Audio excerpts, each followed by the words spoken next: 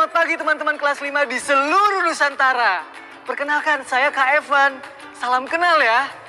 Kak Evan yang akan menemani kalian belajar minggu ini. Minggu ini kita akan belajar tentang bahan bakar fosil. Tapi sebelum belajar, kita berdoa dulu yuk. Berdoa, dimulai. Yuk teman-teman, kita mulai belajar. Kak Evan juga mau pulang dulu nih.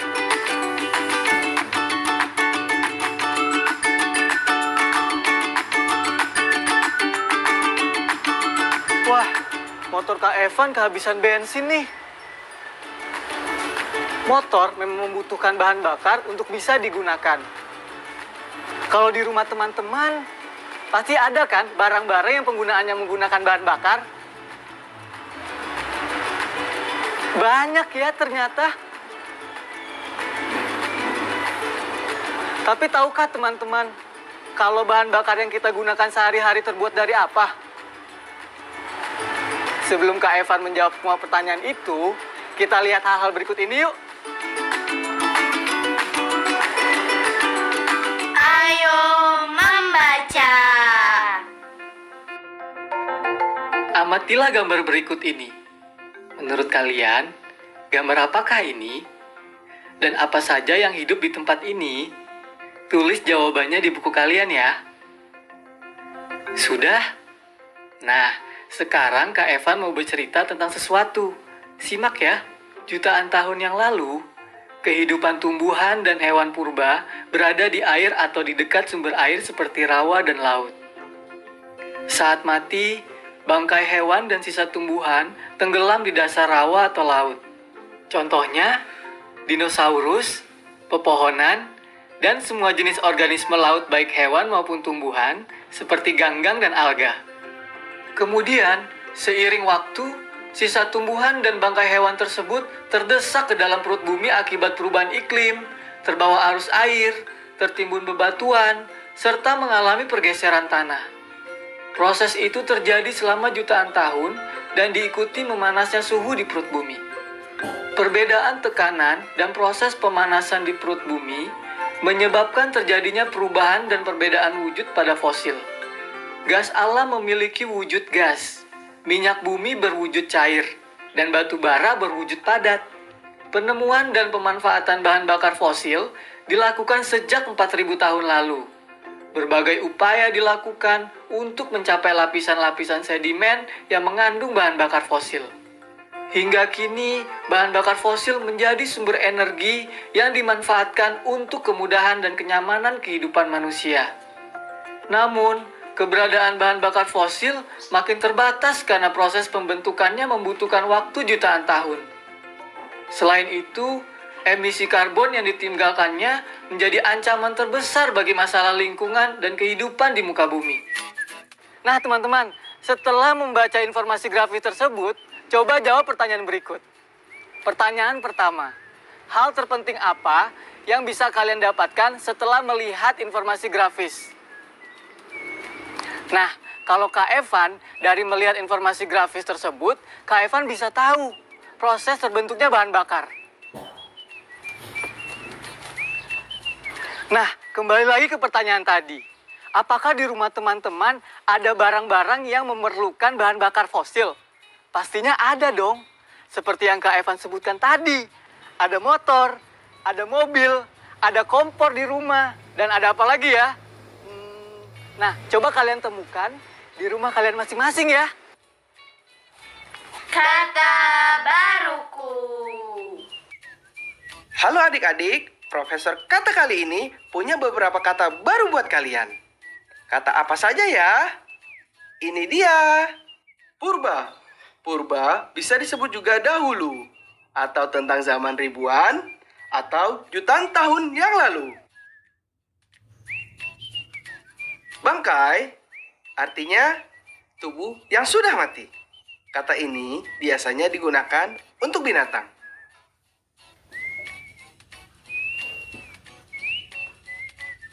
Organisme. Organisme adalah segala jenis makhluk hidup, seperti tumbuhan, hewan, dan sebagainya. Fosil. Fosil adalah sisa tulang belulang atau sisa tumbuhan zaman purba yang telah membatu dan tertanam di bawah lapisan tanah.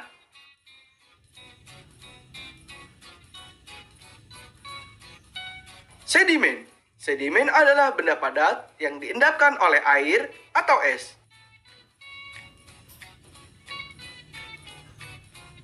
Batu bara. Batu bara adalah arang yang diambil dari dalam tanah, berasal dari tumbuhan darat, tumbuhan air, dan sebagainya yang telah menjadi batu.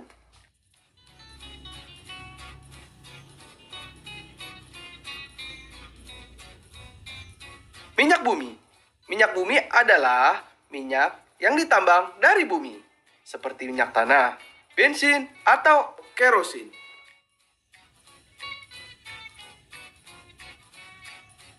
Gas alam. Gas alam adalah gas yang diperoleh langsung dari tanah yang dipakai sebagai bahan bakar, atau disebut juga dengan gas bumi.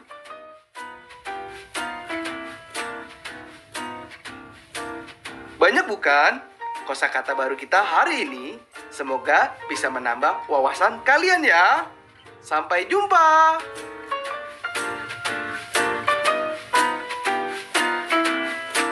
Bayangkan teman-teman, ranting sekecil ini bisa dijadikan bahan bakar. Tapi ranting ini memerlukan waktu jutaan tahun untuk menjadi lapisan atau sedimen yang kemudian diolah menjadi bahan bakar. Jadi, bahan bakar yang ada di bumi sekarang ini jumlahnya sangat terbatas dan memerlukan waktu jutaan tahun untuk bisa diperbarui. Maka dari itu teman-teman, kita harus bersifat hemat dan tidak menggunakannya secara berlebihan. Nah, setelah mengetahui proses terbentuknya bahan bakar dan mengetahui kosakata baru, saatnya kita berlatih teman-teman. Ayo berlatih. Pasangkan kalimat-kalimat berikut dengan kosakata yang paling tepat.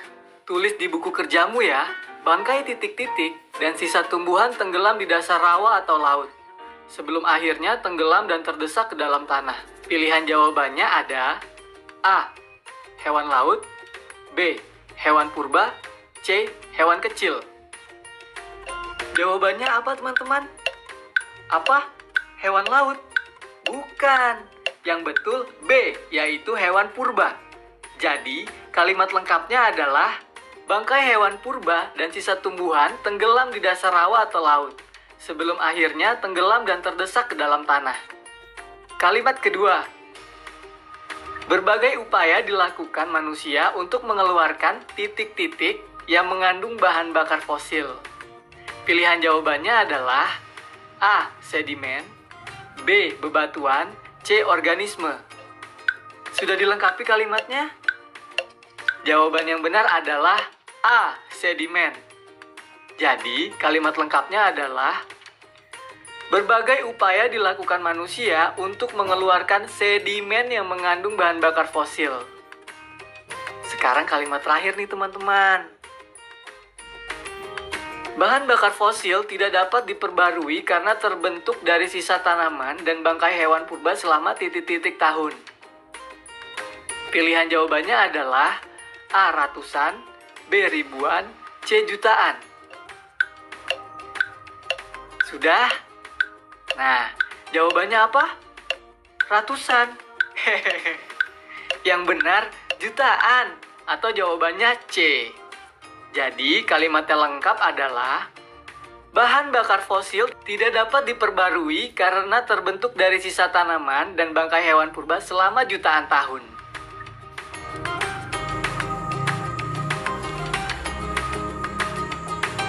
Teman-teman, Kak Evan mau mandi dulu ya. Setelah itu mau beli bensin. Dan kita lanjutkan pelajaran kita. Masih semangat kan teman-teman?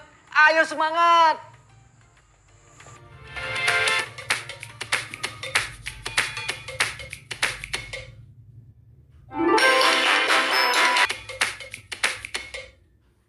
Ayo menyimak.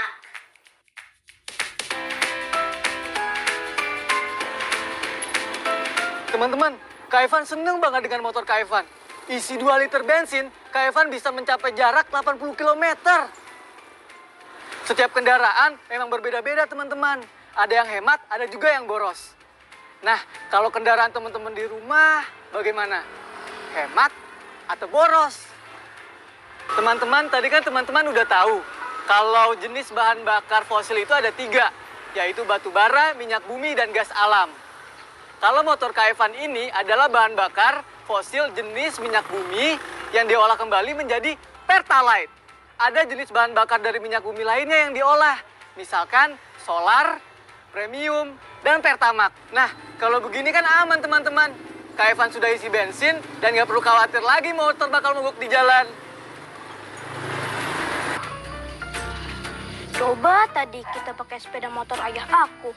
Lebih hemat. Isi 1 liter aja bisa buat seharian. Jadi kita tidak tiba-tiba mogok di jalan begini. Ya kan bukan salah Kak Aldo, speedometernya ngerusak. Ya kan Kak Aldo? Iya nih. Padahal kata ayah bensinnya masih cukup buat jarak 10 km aja. Emang biasanya sepeda motor ayah kamu butuh berapa liter bahan bakar buat menempuh jarak 10 km? Kata ayahku, biasanya 2 liter bahan bakar cukup untuk menempuh jarak sekitar 40 km. Kalau sepeda motor ayah kamu? Kata ayahku, setiap 10 km, sepeda motor ayah memerlukan setengah liter bahan bakar. Jadi motor siapa yang lebih hemat?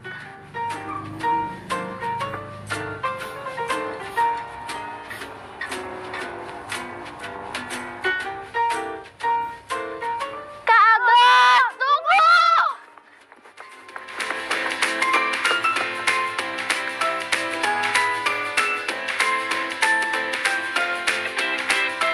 Teman-teman, siapa yang bisa bantu jawab pertanyaan Vina tadi?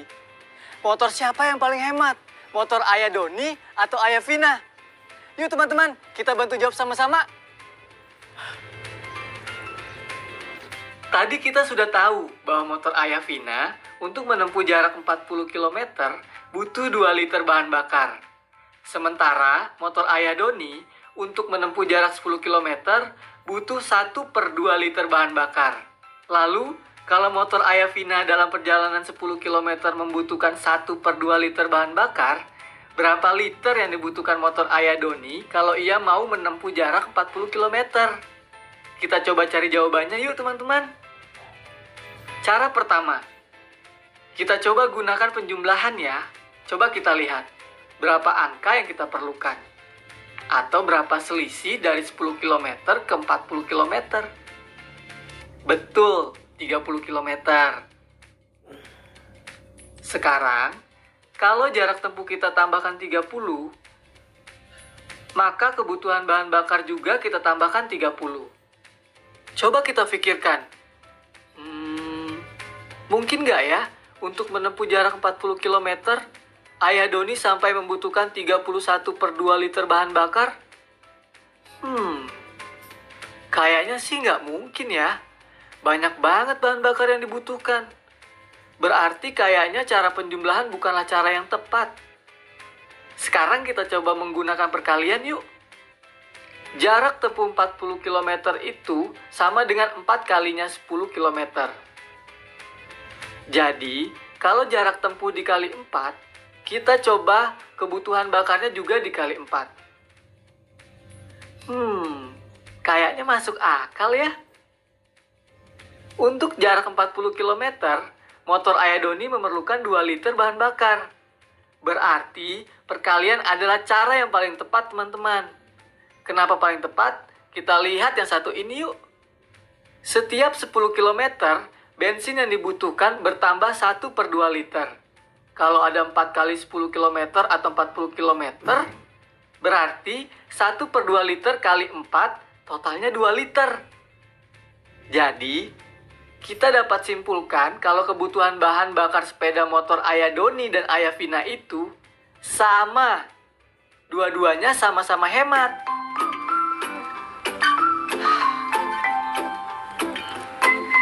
Seru ya teman-teman, dengan belajar matematika, kita bisa memperkirakan kebutuhan bahan bakar di rumah. Dengan belajar matematika, kita juga bisa memperkirakan banyaknya bahan bakar yang dipergunakan dalam perjalanan bersama keluargamu. Sehingga kita tidak perlu takut kehabisan bahan bakar di perjalanan. Pesan Kak Evan adalah, hematlah menggunakan bahan bakar dan pilihlah kendaraan yang irit dan ramah lingkungan. Ayo mencoba.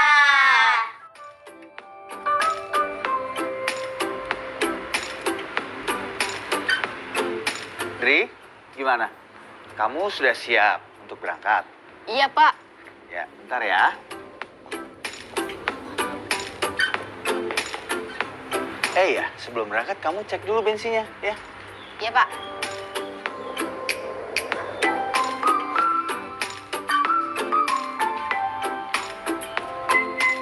Gak kelihatan, Pak. Gelap.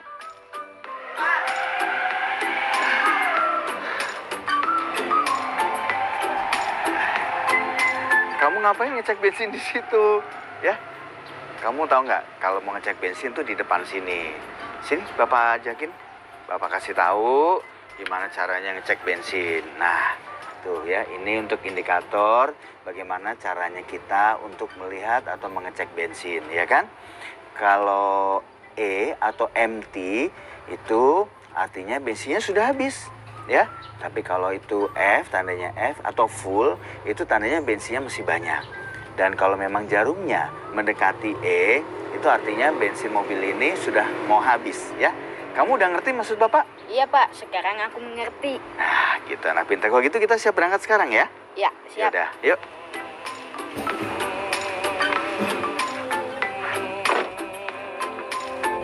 Ini adalah indikator bahan bakar minyak di mobil Pak Ahmad. Ternyata BBM mobil Pak Ahmad masih ada sekitar 3/4 bagian. Hari ini, mobil Pak Ahmad digunakan untuk melakukan perjalanan. Dan 6/15 bagian BBM di tangki terpakai untuk melakukan perjalanan tersebut. Teman-teman, kita ilustrasikan BBM tersisa adalah 3/4. 3/4 itu berpenyebut 4. Maka kita akan bagi menjadi 4 kotak seperti ilustrasi berikut. 3 bagian terisi, sedangkan 1 bagian kosong. Nah, ternyata 6/15 sudah terpakai. Maka kotaknya kita buat sejumlah 15 kotak. Kita warnai 6 kotak dari 15 kotak tersebut untuk menggambarkan BBM yang terpakai. Sekarang, jika kita jumlahkan seluruh kotaknya, maka BBM yang terpakai adalah 6 bagian dari 20 kotak seluruhnya atau dituliskan 6/20. Sekarang bagaimana jika kita pakai cara perkalian? Apakah hasilnya sama? Diketahui, BBM yang digunakan sama dengan 6/15. Tangki yang terisi BBM sama dengan 3/4 dari seluruh tangki. BBM yang digunakan dari keseluruhan bagian tangki sama dengan 6/15 dikali 3/4. Kita sederhanakan dulu pecahan 6/15, jadi sama dengan 2/5 dikali 3/4. Hasilnya sama dengan 6/20. Dengan menggunakan cara tabel dengan perkalian hasilnya sama. Kita pun bisa menyederhanakan 6/20 menjadi 3/10. Jadi, BBM yang digunakan adalah 3/10 dari keseluruhan tangki. Proyek kreatif minggu ini.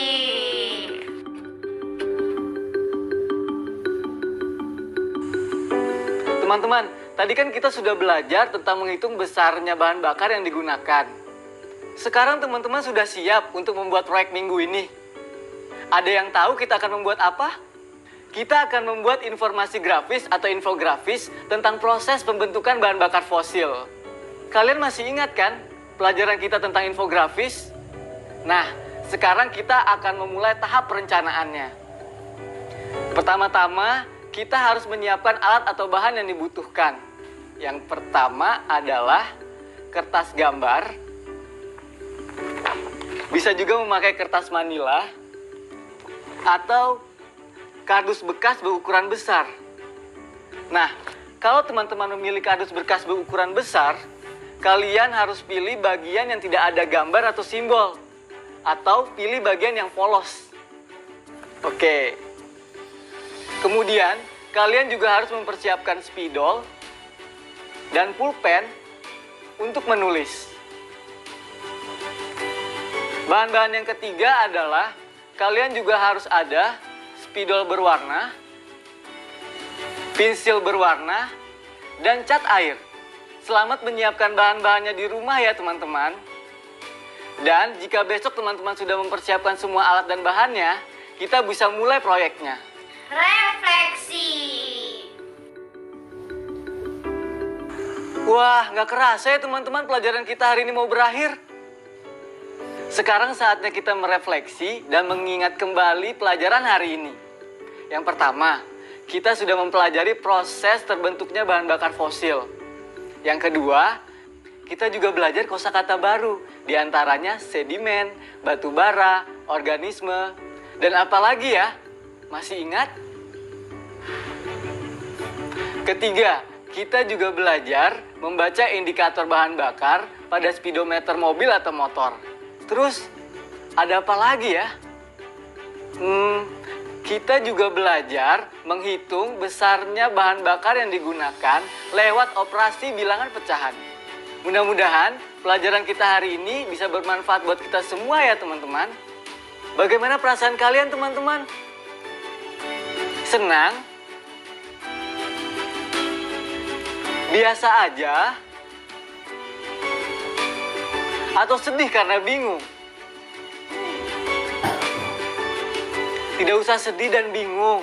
Kalian masih bisa belajar dan berlatih kok. Jangan putus asa dan tetap semangat. Dan satu lagi, berdoa agar ilmu yang kalian dapatkan bisa bermanfaat. Kak Evan pamit dulu ya. Dadah!